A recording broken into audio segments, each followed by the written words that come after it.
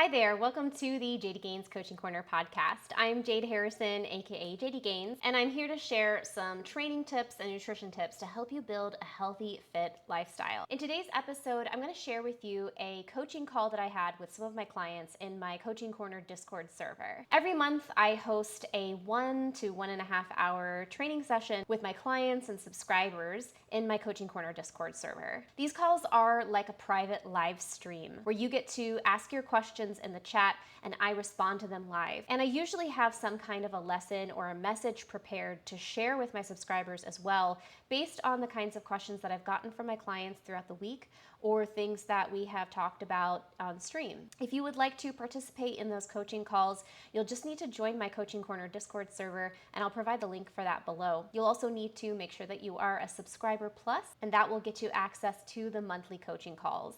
In the future, I do plan on adding more coaching calls throughout each month, but for now, we're having them on every fourth Sunday of the month. I hope to see you there. Now let's get into today's episode. One of my clients asked a really great question during the coaching call, which was, how do I know when to progress in my training program? Now, this person is someone who is a powerlifter and has followed a couple of different programs before coming to work with me as his personal trainer. And in the last couple of months of working together, we have been focusing just on muscle building and keeping him consistent on his fat loss. But as we get into bulk season, the winter, he wants to switch back into focusing on strength training or moving big weight. So in the coming weeks, I'm going to be putting him through what's called a max test. And a max test is when you test your 1, 2, 3, 4, 5 rep maxes on a given lift to see where your strength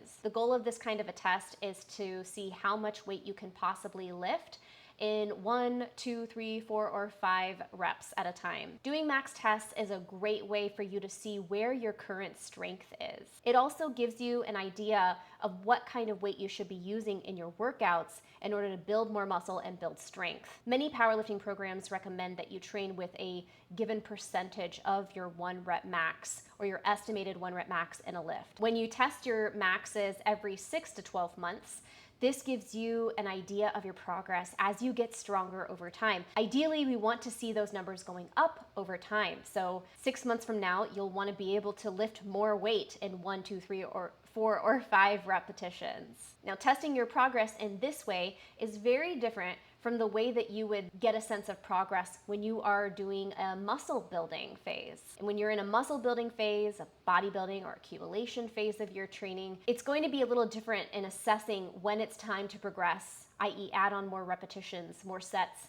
or more weight. So in this episode, I do talk about the difference in what it feels like to do these two different styles of lifting and how we can get a sense of when it's time to add on more based on whether you are in a muscle building phase or if you are working for strength and intensity. So I hope that you find this discussion really helpful. I will say before we get into this that if you are in the first year or two of your resistance training journey, first off, welcome. We're so happy to have you as part of the club.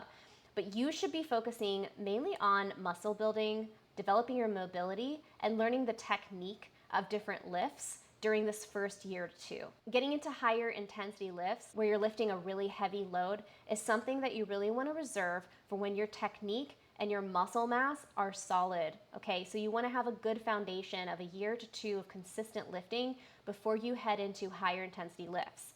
The people that I'm talking to in this coaching call are experienced lifters, and they have been working with me, each of them for at least a year. And before they started working with me, they did powerlifting. Okay, so these are experienced lifters who are ready for those high intensity lifts.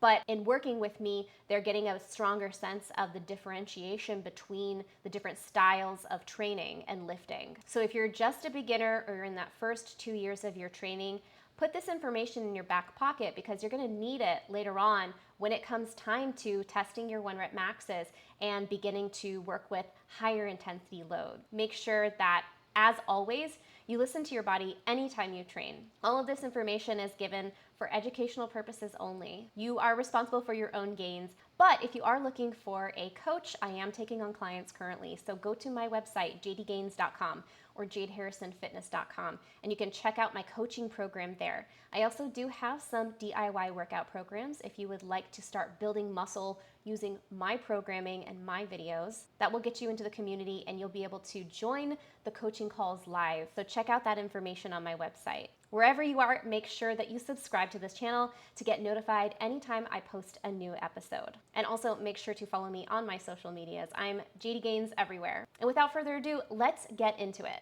Here is how we kind of differentiate in terms of when to progress when you are in a muscle building workout or a muscle building phase versus a high intensity workout or strength training phase where you are trying to hit high intensity numbers. It's going to feel very different on your body, and knowing when to progress is also going to feel very different. So let's talk about the muscle building phase first. When we're doing muscle building workouts, our goal is muscle fatigue.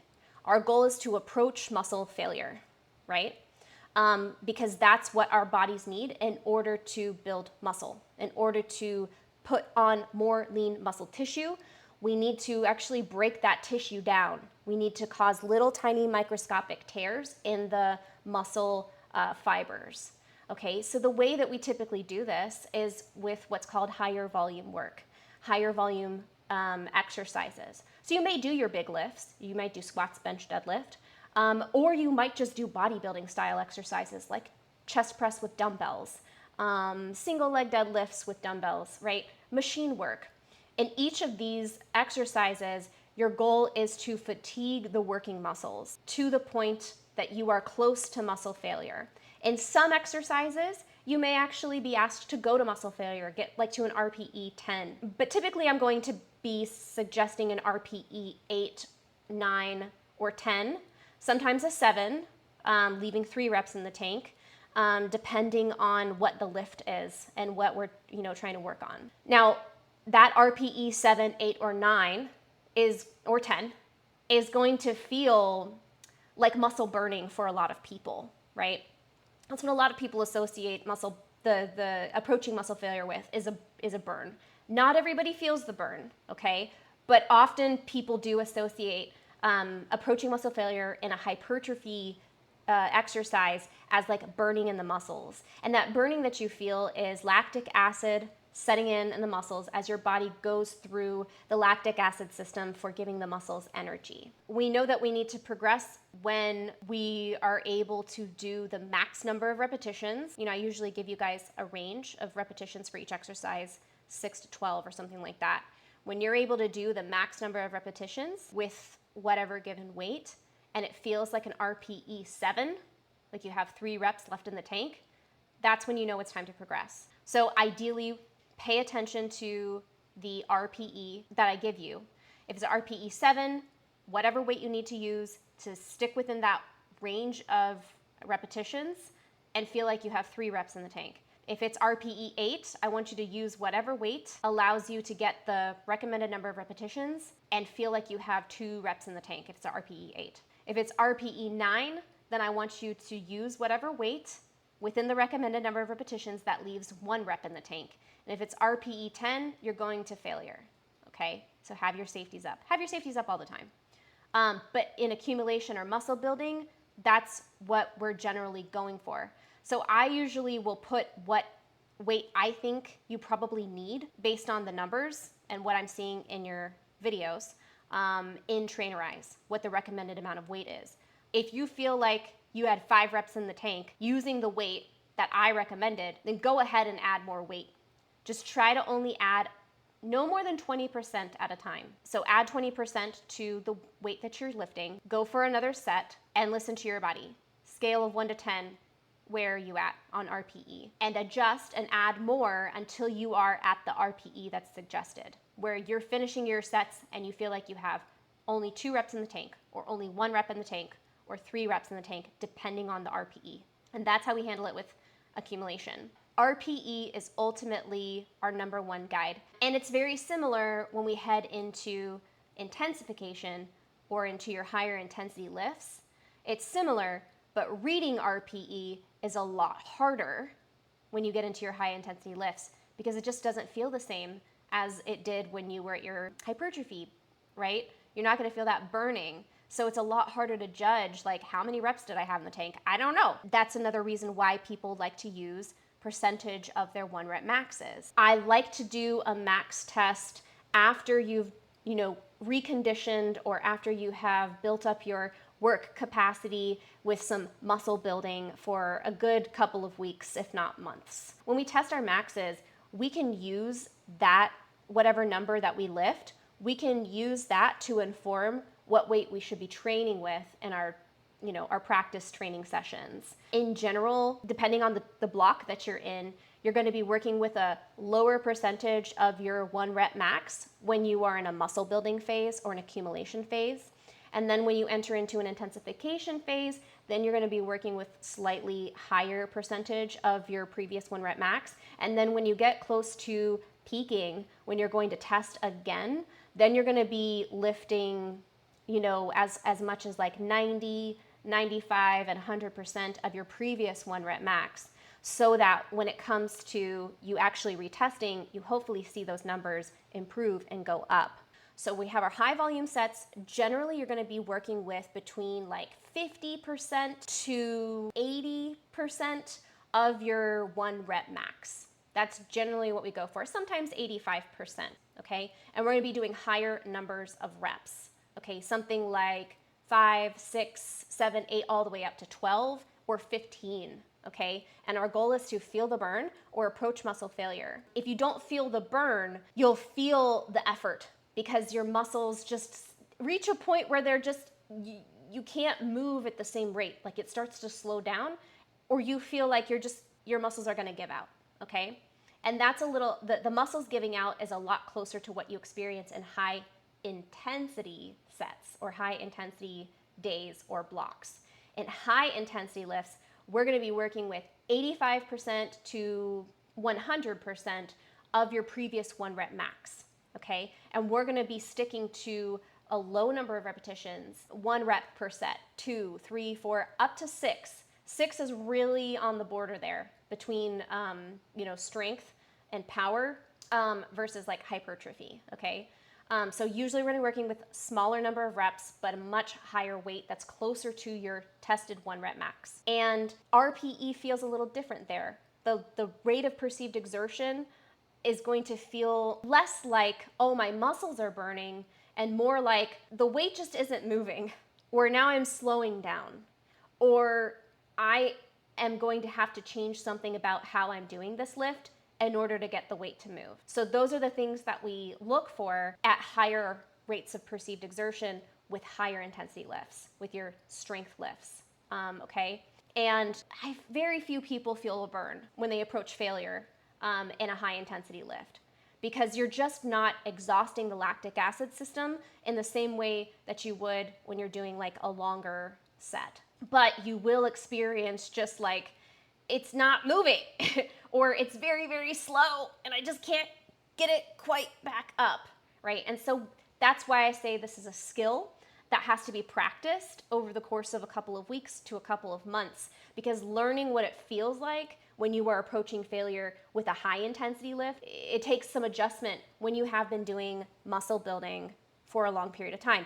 Even if you have previously done high intensity lifts in the past, you're going to have to reteach your system and reteach your brain what it feels like as you're approaching the higher intensity stuff. And you're going to have to learn how to push in a completely different way and grind in a completely different way than how you had to when you were approaching muscle failure in muscle building. For me, I do like and I do prefer to teach people to listen to their bodies, learn what it feels like to lift at these higher intensities.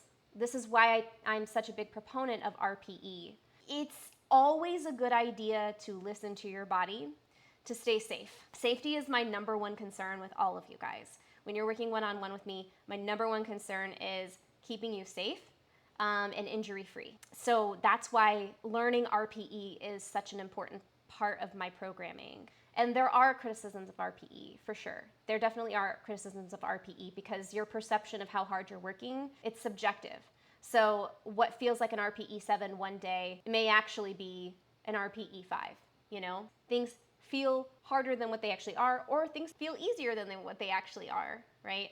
If you suspect that you are sandbagging, if you suspect that you can lift more than what you actually are, if you feel like you're being held back, or if you feel like you're holding yourself back, following a program that just says this percentage this week, this percentage that week, and you just have to follow the numbers regardless of how you feel, we can train that way.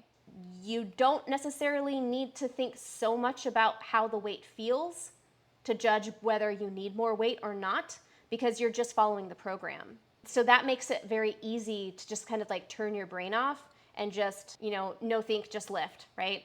Because if we're just going by numbers, then we're sort of like progressing on a bi-weekly or tri-weekly basis, where we're adding more reps or we're adding a higher percentage of your 1 rep max. That is a way to train just purely off of 1% of 1 rep max. It's very challenging, and you have to be in the right mindset. Like, you have to be on your game. You have to be consistent in your sleep. You have to be consistent in your nutrition. You have to be very consistent in following your workout plan on a week-by-week basis so that you're properly recovering, right?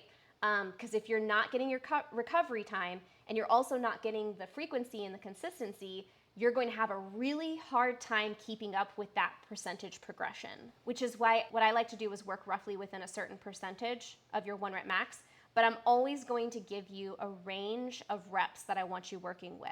So we can progress using a certain weight, and we're going to stick within 3 to 6 reps, or 1 to 3 reps, or 2 to 3 reps, 3 to 4 reps, something like that.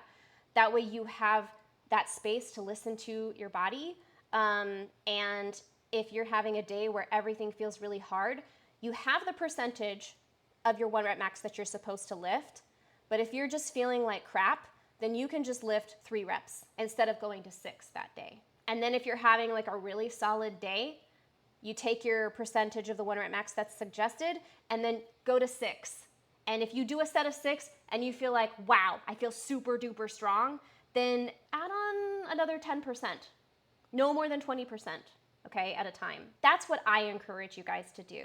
Listen to your bodies, and your training should be responsive. I think when we are trying to train according to like keeping you injury free, I think that that's the smartest way to train. If we were leading up to a powerlifting competition, it might be a little bit more disciplined, right? In terms of following the program on a week-by-week basis, making sure that we're hitting this number of reps total with this percentage.